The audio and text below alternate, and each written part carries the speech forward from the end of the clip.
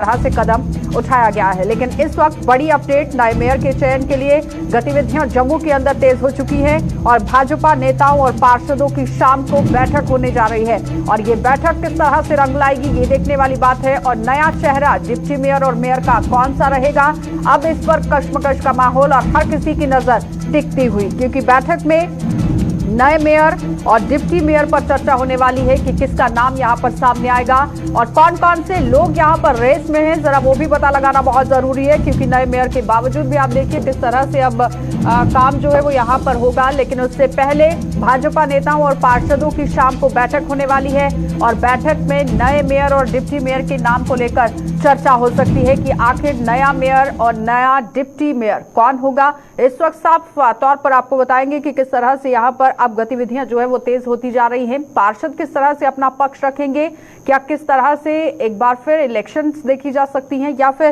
किस तरह नया चयन यहाँ पर होगा, नया चेहरा कौन होगा। हर किसी की नजर अब इसी पर टिक रही है कि आखिर कौन डिप्टी मेयर और मेयर यहाँ पर अब पदभार जो है वो संभालेंगे। इसी खबर पर ज्यादा जानकारी के लिए ऋतिका हमारी संवाददाता हमारे साथ जुड़ चुकी है। ऋतिका, जिस तरह से कल ही खबर जो है वो सामने आई कि मेयर और डिप्टी मेयर ने अपने पद से यहाँ पर रिजाइन कर दिया है, लेकिन अब नए मेयर और डिप्टी मेयर का चयन करने की बात कही जा रही है। सबसे पहले तो ये जानना चाहेंगे कि कौन से वो नए नाम होंगे और किस तरह से अब वहां पर काम चल रहा है। आपको बता देना चाहते हैं कि मेयर चंद्रमोहन गुप्ता और डिप्टी मेयर पूर्णिमा शर्मा के इस्तीफे की बात निकलने के बाद अब अगली खलबली जो बची हुई है कि इस पद पे अब कौन से लोग आएंगे और इसी विषयों पर चर्चा करने के लिए आज बीजेपी कार्यालय में सुबह से ही मीटिंगों का दौर जो है वो लगातार चल रहा है। बीजेपी के कार्यकर्ताओं की मीटिंग लगातार चल रही है और शाम को बता दें तमाम काउंसलर्स को भी इन्वाइट किया गया, उनके साथ भी बैठक की जाएगी और उसके बाद नाम बाहर निकाल के रखे जाएंगे कि आखिरकार जो पूर्ण बहुमत के साथ चुने जाएंगे नए जो मेयर होंगे जम्मू के, उनका नाम भी अनाउंस किया जाएगा। और आपको बता दें आने वाले 1-2 दिन में जो प्रेजेंट मेयर हैं उनकी तरफ से इस्तीफा जो है वो इस्तीफा पत्र भी जल्द ही दे दिया जाएगा और जल्द ही नए मेयर का नाम भी सबके सामने सबकी सहमति के बाद रखा जाएगा। लेकिन ऋतिका, जिस तरह से बताया जा रहा है कि नेताओं और पार्षदों के साथ बैठक होने वाली है आज शाम को, क्या लगता है कि कौन कौन से वहां पर चेहरे जो है वो बैठक में हिस्सा लेंगे, क्योंकि नेताओं और पार्षदों की बात तो सामने रखी गई है। जी बिल्कुल, आपको बता दें इस मीटिंग का प्रमुख हिस्सा होंगे बीजेपी के प्रमुख रविंद्र रैना, कविंद्र गुप्ता जो कि कल मीटिंग का हिस्सा भी बने थे, जबकि मेयर चंद्रमोहन गुप्ता कल की मीटिंग में आए हुए थे क्योंकि उन्होंने वजह बताई थी कि वो इस्तीफा क्यों देना चाहते हैं। उस वक्त ये तमाम बीजेपी के जो मुख्य नेता हैं ये इस मीटिंग का भाग बने थे और तमाम काउंसलर्स जो थे वो भी इस मीटिंग का भाग बने थे और 50 के करीब लोग उस बैठक का हिस्सा बने थे। आज भी इसी हिसाब से तमाम काउंसलर्स जो हैं वो इस मीटिंग का हिस्सा बनेंगे और बीजेपी के जो प्रमुख वरिष्ठ नेता हैं वो इस मीटिंग का हिस्सा बनेंगे, क्योंकि ये एक बड़ी जिम्मेदारी है जम्मू की। तमाम जिम्मेदारियों को कौन सा चेहरा संभाल सकता है, ये तमाम बातों पे ऋतिका, एक बात यहाँ पर बताइए, जिस तरह से कहीं पर भी इलेक्शन होती है वहां पर एग्जिट पोल किया जाता है और एग्जिट पोल के बाद ये पता लगाया जाता है कि आखिर कौन जीतेगा। क्या वहां पर किसी से कोई बातचीत हुई है, पार्षदों से आपकी कोई बातचीत हुई कि आने वाले समय में नया चेहरा कौन रहेगा मेयर और डिप्टी मेयर के लिए? जी बिल्कुल, जब तमाम लोगों से बातचीत की गई अभी तक किसी ने भी खुल के सामने से नाम नहीं बताया है। उनका कहना है कि पहले वो बातचीत करना चाहते हैं, आपस में बैठक करना चाहते हैं, एक दूसरे की सहमति और असहमति को देखना चाहते हैं, सुनना चाहते हैं, उसके बाद ही वो पूर्ण रूप से नाम बताएंगे। पहले ही नाम रिवील नहीं करना चाहते, कहीं ना कहीं सीक्रेट रखा गया और अब तमाम जानकारी कुछ ही समय में सामने होगी। चलिए ऋतिका, बहुत बहुत धन्यवाद जुड़ने के लिए। तो फिलहाल आपने देखा कि ऋतिका हमारी संवाददाता हमारे साथ जुड़ी हुई थी, जो बता रही हैं कि किस तरह से टेस्ट जो है वो हो सकता है, बैठक भी हो रही है। लेकिन लगातार आप देखिए, अब देखना ये होगा कि नए मेयर और नए डिप्टी मेयर कौन होंगे, कौन से वो नए चेहरे सामने आएंगे, ये देखने वाली बात है, क्योंकि आज शाम को बैठक होने वाली है और हर किसी की नजर अब बैठक पर टिकी हुई है। आगे बढ़ जाएंगे, अब आपको डोडा लिए चलेंगे और डोडा से आपको दिखा देते हैं कि सड़क हादसों का सिलसिला बदस्तूर किस तरह से जारी हो चुका है। इस वक्त बड़ी अपडेट जिला डोडा से देखने को मिल रही है। चनाब वैली में सड़क हादसों का सिलसिला जारी हो चुका है और जिले के असर में ये बड़ा हादसा पेश आया है। सड़क हादसे में एक व्यक्ति की दर्दनाक मौत हो गई है और लगातार आप देखिए नेशनल हाईवे पर भी इसी तरह से हादसों का सिलसिला बदस्तूर जारी। लेकिन अगर जिला डोडा की बात करें तो आज जिला डोडा के अंदर भी हादसा पेश आया है। ये सड़क हादसा काफी दर्दनाक साबित हुआ है, क्योंकि असर में ये हादसा हुआ है और सड़क हादसे में व्यक्ति की यहाँ पर दर्दनाक मौत हो गई है। और अक्सर आप देखिए जिस तरह से सड़क हादसे सामने आ रहे हैं, एक चिंता का विषय जरूर बनता जा रहा है। और फिर उसके बाद यहाँ पर प्रशासन भी इस काम में जुटा हुआ है कि आखिर किन कारणों की वजह से ये हादसे पेश आ रहे हैं। क्या ड्राइवर की गलती या फिर रोड की समस्या वहां पर हुई है, जिसकी वजह से इस तरह से हर दिन हादसा जो है वो पेश आ रहा है। लेकिन इस वक्त बड़ी अपडेट जिला डोडा से देखने को मिल रही है, जहां पर असर में एक बड़ा हादसा होता है जिसमें एक व्यक्ति की मौत हो जाती है। और साथ ही साथ आपको बताते चले कि चेनाब वैली में सड़क हादसों का सिलसिला रुकने का नाम नहीं ले रहा है। और ज्यादातर पर आप देखिए जिस तरह से असर के अंदर ये बड़ी घटना देखने को मिली है, कहीं ना कहीं सवालिया निशान जरूर उठ रहा है कि आखिर किस तरह से ये गाड़ी हादसे का शिकार हो गई है। फिलहाल तो एक व्यक्ति की मौत हुई है, लेकिन दर्दनाक ये हादसा यहाँ पर है।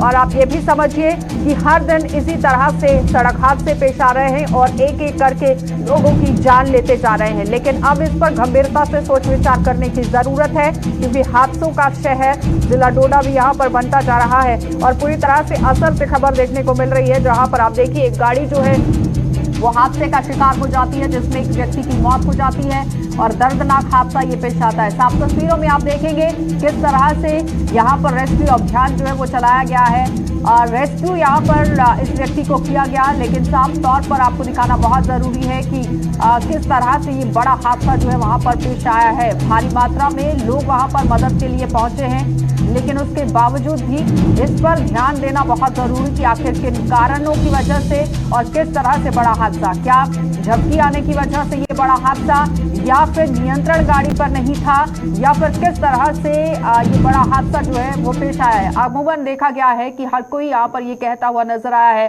कि यहाँ या तो नींद की झपकी आ गई है या फिर ड्राइवर का नियंत्रण गाड़ी पर नहीं रहा, जिसकी वजह से बड़ा हादसा पेश आया है। लेकिन इस वक्त चेनाब वैली में आप देखिए असर इलाके से बड़ी खबर देखने को मिल रही है, जहां पर इस व्यक्ति को रेस्क्यू भी किया गया है। लेकिन सवाल यहां पर यह है कि हादसों का सिलसिला बदस्तूर जारी है। वसीम हमारे संवाददाता हमारे साथ जुड़ चुके हैं। वसीम, सबसे पहले तो हादसे का कारण आपसे जानना चाहेंगे। देखिए, ये किश्तवाड़ से जम्मू की तरफ ये 207 गाड़ी है। ये किश्तवाड़ से जम्मू की तरफ जा रही थी, मगर असर के मकाम पे जब गाड़ी पहुंचती है हादसे का शिकार होती है, जिसमें अभी तक बताया जा रहा है कि लगभग 500 फीट नीचे ये गाड़ी चले गई है। एक बहुत बड़ा हादसा है जिसमें ऑन स्पॉट एक शख्स की मौत हुई और एक शख्स जिसको चोटें आई हैं, जिसको गवर्नमेंट मेडिकल कॉलेज पहुंचाया गया है, जिसका इलाज वहां पे चल रहा है। हादसा का यही कारण हो सकता है। जिस तरह से हम देख रहे हैं कि आप जब जम्मू से डोडा की तरफ आएंगे तो रास्ते बहुत सारी जगहों पे आप देखेंगे खराब है, और यहाँ से जब जम्मू की तरफ जाएंगे तो कुछ जगहों पे हम देख लेंगे रास्ते की बहुत बुरी कंडीशन है। उसका भी एक कारण हो सकता है, मगर और एक अलग सा कारण भी है जहाँ पे हम देख रहे हैं कि बैरिकेड्स नहीं देखने को मिलते हैं, पैरापिट्स देखने को नहीं मिलते हैं जो इस हादसे को बचा सकते हैं। और आए दिन आप देखते हैं कि चेनाब खित्ते के अंदर हाल ही में हमने एक स्टोरी की थी, जब लोगों से बातचीत की थी, लोगों से समझने की कोशिश की थी, ये बताया था कि लगभग 20 से 22 लोगों की मौत अभी तक हो चुकी है, लगभग 17 से 18 एक्सीडेंट भी हो चुके हैं। एडमिनिस्ट्रेशन अपना काम कर रही है, लोगों को भी अपना काम करना चाहिए। वसीम, क्या लगता है कि रोड विभाग उस पर काम क्यों नहीं कर रहा है? जो पैरापेट बनाने की बात हो रही है वो अभी तक क्यों नहीं बने हैं? अगर रोड की खस्ता हालत है तो एक एक करके गाड़ियां हादसे का शिकार होती जा रही है, जिस पर संज्ञान लेने की जरूरत है, ध्यान देने की जरूरत है। देखिए, एक तरफ से तो बताया जाता है सड़कों का जाल बिछाया जा रहा है, दूसरी तरफ से आप देखेंगे इस तरह के हादसे देखने को मिलते हैं। पैरापिट जहां पे हमने कुछ दिनों पहले एक स्टोरी की थी, एक्सीडेंट जब हुआ हमने वहां पे दिखाने की कोशिश की कि यहाँ पे पैरापिट्स लगाने की बहुत ज्यादा जरूरत थी, पर कुछ दिनों के बाद ही वहां पे पैरापिट्स देखने को मिले। जब तक सोशल एक्टिविस्ट सामने नहीं आए, मीडिया के लोग सामने नहीं आए, उस दिक्कत को नहीं दिखाए, तब तक एडमिनिस्ट्रेशन नहीं जागती है। एडमिनिस्ट्रेशन को जागना चाहिए, इन हादसों को अगर बचाना चाहिए एडमिनिस्ट्रेशन को, और साथ ही साथ लोगों को अवेयर होना पड़ेगा। जिस तरह से मोटर व्हीकल डिपार्टमेंट अलग अलग इलाकों के अंदर कैंप्स लगा रहे हैं, उनको समझाने की पूरी कोशिश कर रहे हैं, चाहे वो ड्राइवर हैं या आम लोग हैं, उनसे पूरी समझने की कोशिश कर रहे हैं कि किस तरह से इन हादसों से हम सब लोगों को बचना है। चलिए, बहुत बहुत धन्यवाद वसीम जुड़ने के लिए। तो फिलहाल आपने देखा कि लोगों के अंदर जागरूकता डालना बहुत जरूरी है कि किस तरह से हादसों से बचा जाए। लेकिन फिलहाल ये 207 नंबर की गाड़ी है जो आप देखिए किस तरह से हादसे का शिकार हुई है। 2 लोग इसमें सवार थे, एक गंभीर रूप से घायल है और दूसरा आपने देखा किस तरह से उसकी मौत हो गई है। एक दर्दनाक हादसा असर के अंदर पेश आया है, जहां पर रोड की खस्ता हालत भी एक बड़ा कारण बताया गया है। अब आपको कटरा लिए चलेंगे और कटरा से भी अब आपको दिखा देते हैं कि धर्म नगरी के अंदर नवरात्रों को मद्देनजर रखते हुए किस तरह से तैयारियां जोरों शोरों से की जा रही है। लेकिन इस वक्त बड़ी अपडेट धर्मनगरी कटरा से, जहां पर नवरात्रों की तैयारियां जोरों पर चल रही हैं और माता के भवन व मार्गों को फूलों से सजाया जा रहा है। जगह जगह पर सेल्फी पॉइंट का भी निर्माण किया जा रहा है और यात्रा को लेकर प्रशासन ने पूरी तरह से, आप देखिए, सुरक्षा व्यवस्था किस तरह से चौक चौबंद कर दी है।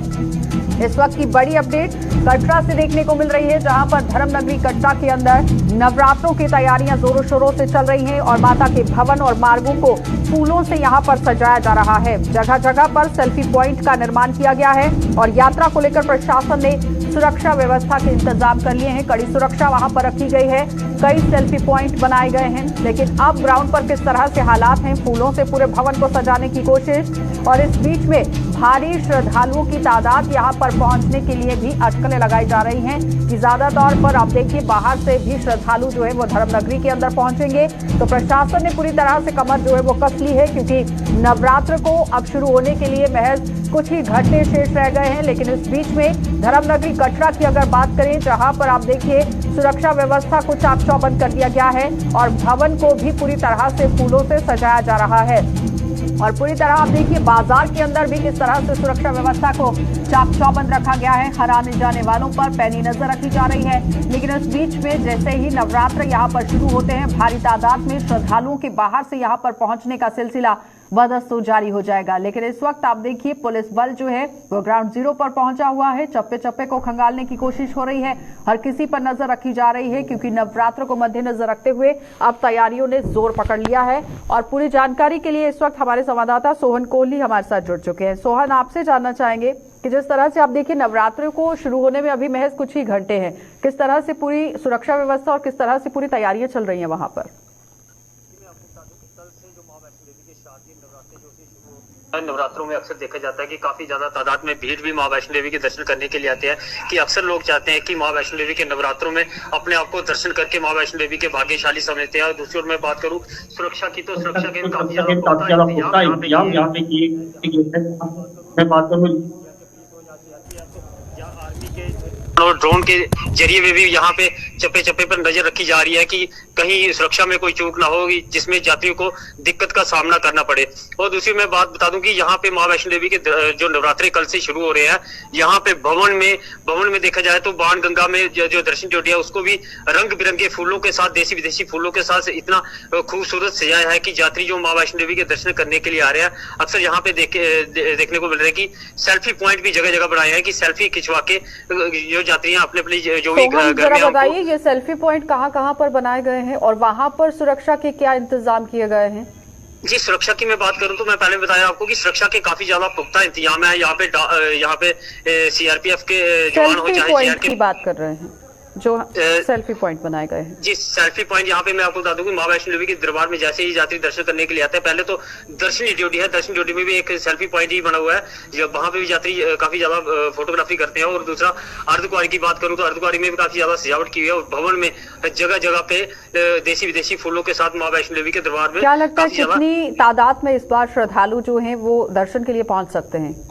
जी, ऐसे तो अभी तो मैं बता दूं कि इस वक्त जो 20 से 25 हजार जो मां वैष्णो देवी के दर्शन करने के लिए श्रद्धालु पहुंच रहे हैं, मगर नवरात्रों में 35 से 40 हजार तक यात्री मां वैष्णो देवी दर्शन करने के लिए रोजाना यहाँ पे दर्शन करने के लिए आते हैं। चलिए, बहुत बहुत धन्यवाद सोहन जुड़ने के लिए। तो फिलहाल आपने देखा कि सोहन कोहली हमारे साथ जुड़े हुए थे, जो बता रहे हैं कि कटरा धर्मनगरी के अंदर किस तरह से सुरक्षा व्यवस्था चाक चौबंद कर दी गई है। कई सेल्फी पॉइंट बनाए गए हैं और जहां जहां पर बनाए गए हैं आपने देखा कि सोहन का किस तरह से कहना था और पूरी जानकारी वो देते हुए नजर आए हैं। लेकिन अब देखना ये होगा कि किस तरह से श्रद्धालु बाहर से यहाँ पर पहुंचते हैं, क्योंकि भारी तादाद में पहुंचने के संकेत जरूर दिख रहे हैं। आगे बढ़ जाएंगे, एक और बड़ी खबर से आपको रूबरू करवाते चले। लगातार आप देखिए किस तरह से जम्मू कश्मीर के अंदर खबरों का सिलसिला बदस्तूर जारी हो चुका है और इस बीच में अब यहाँ श्री माता वैष्णो देवी श्राइन बोर्ड के हवाले से खबर है और श्री माता वैष्णो देवी श्राइन बोर्ड का एक बड़ा कदम देखने को मिला है। नवरात्रों में दिव्यांग श्रद्धालुओं के लिए विशेष सुविधा यहाँ पर चलाई गई है और दिव्यांगों को मुफ्त घोड़ा और बैटरी कार सेवा यहाँ उपलब्ध कराई जाएगी।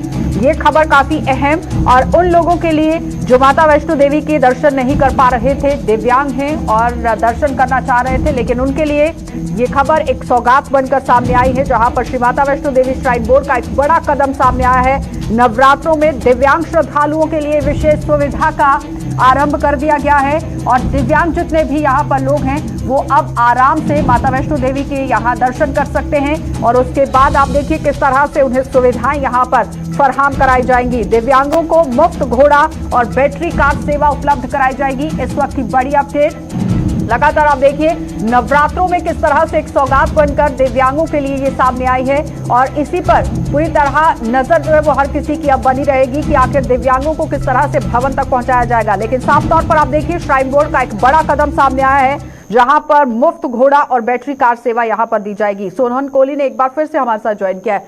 सोहन, जिस तरह से हर साल नवरात्रे देखने को मिलते हैं लेकिन इस बार कुछ अलग ही प्रशासन की तरफ से भी किया गया, श्राइन बोर्ड की तरफ से भी किया गया। दिव्यांगों को काफी अच्छे तरीके से मदद जो है वो दी जा रही है।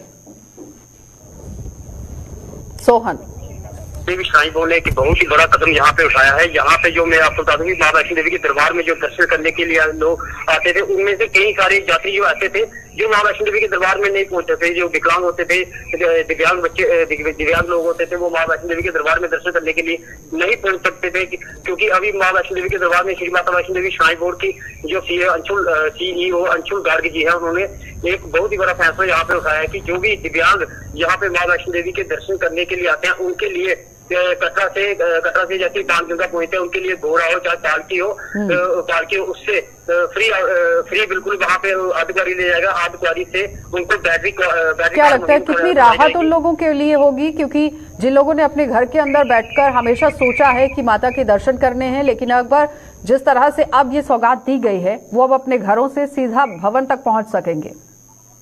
ये बहुत बड़ी ये जो श्री माता वैष्णो देवी श्राइन बोर्ड ने ये मुहिम चलाई है जो कि बहुत बड़ी बात है कि जो लोग घर में बैठे रहते हैं कि उनकी भी मंशा होती है कि माता वैष्णो देवी के दर्शन करने के लिए जाए मगर वो किसी कारण चल नहीं पाते थे। मगर श्री माता वैष्णो देवी श्राइन बोर्ड ने अभी यहाँ पे बाणगंगा में घोड़ा, पालकी और अर्धकुंवारी से बैटरी कार और जैसे ही भवन में पहुंचते हैं तो वहाँ पे उनके लिए व्हील चेयर करवाई है और व्हील चेयर में उसको बैठा के और उनको VIP दर्शन करवा के और वहाँ पे ऊपर ठहरने के लिए भी उनके लिए प्रबंध किए हैं। सोहन, बहुत बहुत धन्यवाद जुड़ने के लिए। तो ये किसी एक सौगात से कम नहीं है क्योंकि लगातार आप देखिए किस तरह से सौगात पर सौगात जो है वो यहाँ पर दी जा रही है श्रद्धालुओं को। लेकिन अगर हम दिव्यांगों की बात करें तो दिव्यांगों को मद्देनजर रखते हुए प्रशासन जो है वो अब सतर्क होता हुआ नजर आ रहा है। श्राइन बोर्ड की तरफ से एक बड़ा कदम उठाया गया है जहां पर आप देखिए फ्री यहाँ पर घोड़ा की सेवा भी दी जाएगी और साथ ही साथ आपको बताते चले कि बैटरी कार की भी सेवा दी जाएगी। आगे बढ़ जाएंगे, एक बार फिर से आपको जिला डोडा लिए चलेंगे क्योंकि जिला डोडा के अंदर आप देखिए जनजीवन किस तरह से प्रभावित हो रहा है।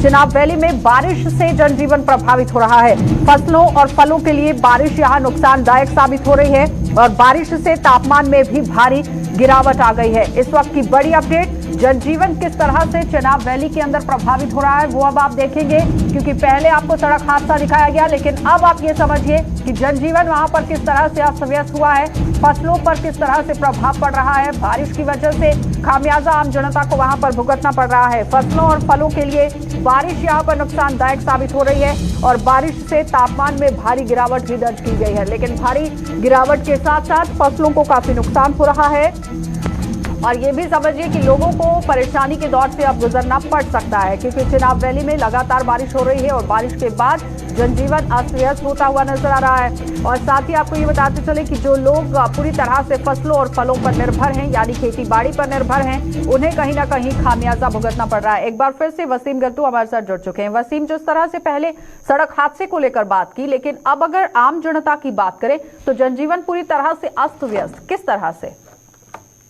बिल्कुल, देखिए अगर हम कल की बात करें तो कल रात से ही हम देख रहे हैं कि मौसम ने एकदम से फिर से करवट बदली है और मौसम में कहीं ना कहीं जिस तरह से पिछले दिनों देख रहे थे गर्मी काफी ज्यादा देखने को मिल रही थी पर अभी भी आप देख सकते हैं कि बारिश का सिलसिला लगातार जारी है और थोड़ा बहुत ठंड देखने को मिल रही है क्योंकि हम देख रहे थे पिछले कुछ दिनों में काफी ज्यादा गर्मी देखने को मिल रही थी मगर इससे कुछ लोग निराश भी है। निराश वो लोग हैं जो लोग जमींदार लोग हैं वो परेशान अभी कहीं ना कहीं ज्यादा है क्योंकि फसल काटने का सीजन है, फ्रूट उतारने का सीजन है, यहाँ पे अखरोट की तादाद काफी ज्यादा देखने को मिलती है, उसको सुखाया जाता है तो वो लोग कहीं ना कहीं इस वक्त काफी ज्यादा नुकसान वो देखने को उनको नजर आ रहा है क्योंकि अगर मौसम इसी तरह से देखने को मिलता है आने वाले टाइम में तो उनको काफी ज्यादा नुकसान उठाना पड़ेगा क्योंकि लगातार जिस तरह से बारिश का सिलसिला जारी है और एडमिनिस्ट्रेशन की तरफ से भी ये एडवाइजरी जारी कर दी गई है कि जो हमारे रास्ते हैं इन रास्तों पे देख के चलना है, क्योंकि स्लिपरी रास्ते, अभी कुछ देर पहले मैंने अपडेट किया कि चिनाब खित्ते के अंदर लगातार एक्सीडेंट का सिलसिला लगातार जारी है और हमारे जो रास्ते हैं, रास्तों की बहुत बुरी कंडीशन है। बहुत सारे इलाकों के अंदर इस तरह की कंप्लेंट हमें मिल रही है कि मौसम जब करवट बदलता है उसके बाद ये तस्वीरें, ये हालात देखने को मिलते हैं। उठाया गया इन लोगों को राहत दिलवाने के लिए?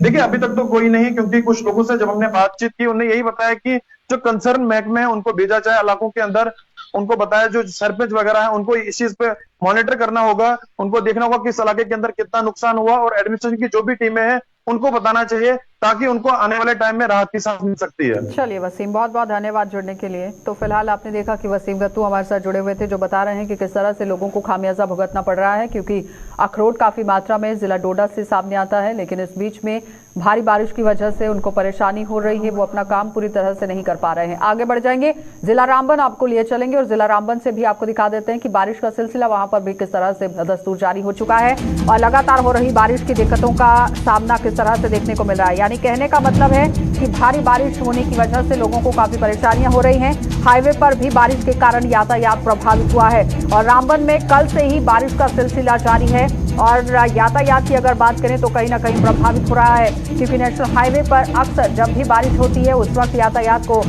बाधित कर दिया जाता है, रोक दिया जाता है। लेकिन इस वक्त आप देखिए बड़ी अपडेट जिला रामबन से देखने को मिल रही है, क्योंकि कल से बारिश का सिलसिला बदस्तूर जारी है और बारिश से कई दिक्कतें सामने आ रही हैं, लोगों को काफी परेशानियां और यातायात पर भी इसका प्रभाव पड़ रहा है। कल भी रास्ते में कई गाड़ियों को रोका गया था, लेकिन आज की अपडेट क्या कुछ है ये भी जानना बहुत जरूरी है, क्योंकि जिस तरह से भारी बारिश हो रही है, अलग अलग जगहों पर पत्तियां गिरने का भी सिलसिला बदस्तूर जारी रहता है, जिसकी वजह से ट्रैफिक विभाग की तरफ से एक बड़ा कदम उठाया जाता है, जिसमें बाधित कर दिया जाता है पूरे यातायात को। लेकिन इस वक्त ताज़ा अपडेट क्या कुछ है इसके लिए जानकारी लेंगे। लेकिन लगातार आप देखिए बारिश की वजह से लोगों को काफ़ी परेशानियां झेलनी पड़ रही हैं और इस बीच में बारिश की वजह से लोगों को दिक्कतें हो रही हैं। हाईवे पर भी बारिश के कारण यातायात प्रभावित हुआ है। लेकिन इस वक्त की ताज़ा अपडेट क्या है ये नदीम से ही जानेंगे, क्योंकि ताज़ा अपडेट जानना बहुत ज़रूरी है कि आखिर हाईवे पर क्या गाड़ियां चल रही हैं या फिर उन्हें रोका गया है, और अगर रोका गया है तो कब तक चलाया जाएगा, और अगर रास्ता साफ है तो क्या बिल्कुल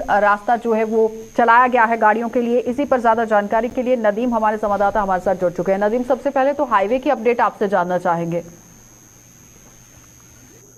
जहां तक हम हाईवे की बात करें, क्योंकि खराब मौसम के दौरान अक्सर हम देखते हैं कि हाईवे पर गाड़ियों की आमदरफ्त काफी ज्यादा मुतासिर होती है। आज सुबह से हम देख रहे थे कि गाड़ियों की आमदरफ्त तो चल रही थी, लेकिन अभी जहां कैफेटेरिया मोड़ रामबन के मकाम पर, क्योंकि बारिश इस तरह से मूसलाधार हो रही है, उसको चलते हुए हमने देखा कि कैफेटेरिया मोड़ रामबन के मकाम पर अभी जो है फ्लोटिंग स्टोन का सिलसिला शुरू हो गया, जिस वजह से दोनों अतराफ की जो है गाड़ियों को रोक दिया गया। हालांकि 1 घंटे पहले की बात करें तो बानीहाल में जिन गाड़ियों को रुकाया गया था उन्हें तो आगे बढ़ने की इजाजत दे दी गई थी कि टुवर्ड्स जम्मू आप बढ़ सकते हैं, लेकिन जैसे जैसे वो ट्रैफिक रामबन पहुंचा और उससे पहले कैफेटेरिया मोड़ रामबन के मकाम पर पत्थर गिरने का सिलसिला शुरू हो गया है, तो कहीं ना कहीं परेशानियां बढ़ गई है। क्लियरेंस एजेंसीज और ट्रैफिक हुकाम के लिए जो सुबह से कोशिश में लगे हुए थे कि गाड़ियों की आमदरफ्त को चलाया जाए, रोड को जो है रेगुलर मूवमेंट के लिए बहाल रखा जाए, लेकिन तमाम चीजें हम देख रहे हैं अभी कहीं न कहीं बारिश की वजह से वो सब चीजें डिस्टर्ब होती हुई नजर आ रही है। जी आशा, मतलब कहने का ये है कि यातायात अभी भी बाधित ही है, प्रभावित है, वहां पर अभी किसी भी गाड़ी को छोड़ा नहीं गया है, कुछ ऐसा?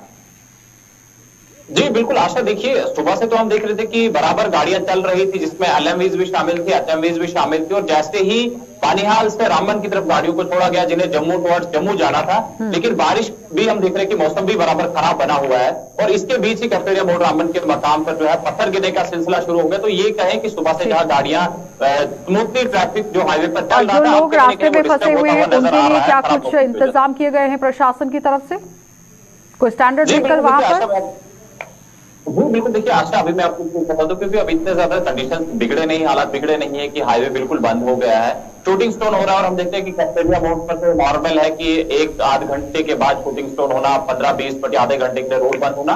तो अभी तक फिलहाल क्योंकि मौसम जो वेदर प्रेडिक्शंस की बात करें इसमें भी इतना बताया नहीं गया है कि ज्यादा से ज्यादा बारिश होगी, जिसके लिए एडमिनिस्ट्रेशन पहले से अलर्ट है। बहुत बहुत धन्यवाद जुड़ने के लिए। तो फिलहाल आपने देखा कि नदीम हमारे संवाददाता हमारे साथ जुड़े हुए थे, जो बता रहे हैं कि अभी भी यातायात को बाधित रखा गया है नेशनल हाईवे पर, क्योंकि जिस तरह से कैफेटेरिया मोड़ पर पत्थर गिरने का सिलसिला जारी हो चुका था, उसके बाद ये पूरी तरह से आप देखिए फैसला लिया गया था। फिलहाल बुलेटिन में इतना ही। देश और दुनिया की खबरों के लिए आप बने रहिए हमारे साथ।